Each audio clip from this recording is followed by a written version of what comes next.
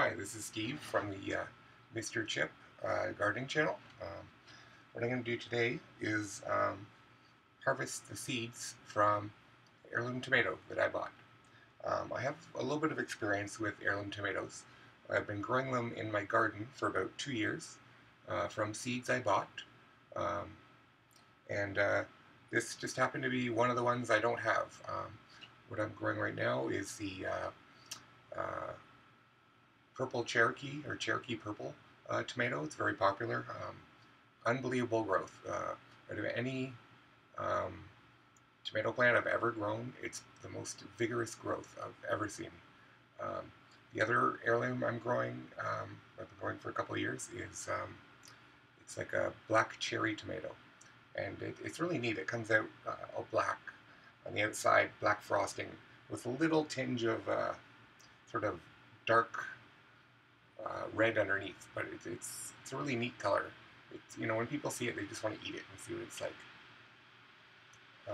So anyway, I'm going to take the seeds from this. I'm going to let them dry out, and then once they're dry, I'm going to germinate them, and hopefully have some starter plants for my garden this spring. So I'll bring the camera in a little closer. Okay, so here's our victim for today. It's yellow heirloom tomato. Get the stem off first. I'm just going to cut it. I'm just going to cut a wedge because I'd like to save some tomorrow for salad. I'm just going to use a wedge for seeds this time. Okay, perfect. I cut a wedge, and I've got a decent amount of seeds here. So I'm just going to gently sort of scrape them out with the knife without damaging them.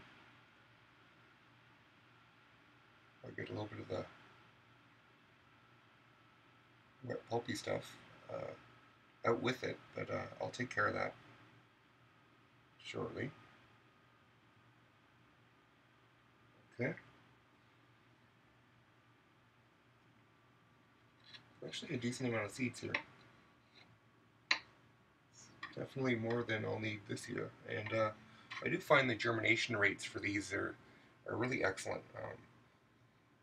I get about 90% germination from ones I grew the previous year and just did the same thing as this, so they're definitely very good for that as well.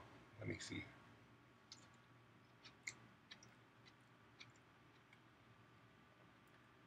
It's fairly good. I mean, I like the other two varieties, I think, better, but this isn't fresh either, so maybe it's not a fair comparison. This, you know, who knows when this is grown or where or how long it's been on a truck, so I'll wait until I grow my own before I make a real judgment on the quality of the taste. So I'll just scrape a few more seeds out of here. Oh, a few more on that side.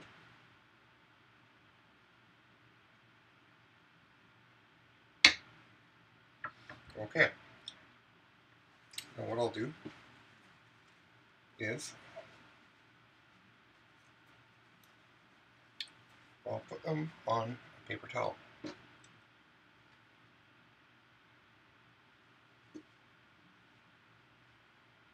So what I'm going to do is I'm going to sort of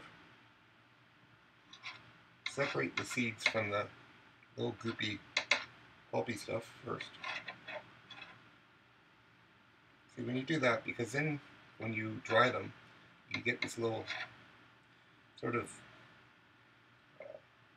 dried green residue, and ends up getting really melted to the paper towel. In fact, what a lot of people do is they just let them dry in the paper towel a little bit, and then they just plant little pieces of paper towel, and it actually works. So, you know, I can't say there's too much wrong with that method, considering it's easy, and easy is good, in my opinion.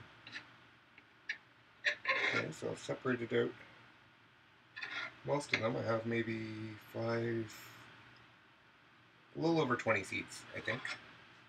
That's plenty for me because for sure I'll be growing a bunch of plants and probably more likely than not give away a handful of plants once I get the seedlings going enough. So I'm going to scrape seeds onto a paper towel. And when you're doing this, you obviously want to spread them out. You don't want to have this big clump of guck, that when you're, especially when you're drying anything, for that matter. So I just rub the towel gently, and things just spread themselves out. So this is what I have. So I'm just going to let this sit for a while, and I'll put it in. What I usually do is I cover it, and I put it on. I have a shelf in a fairly dark place, and it's not a humid place. It's just dark. So I'm just going to leave it like that. Probably in less than a week, it should be fine. And then I'll make another video, and I'll transplant them.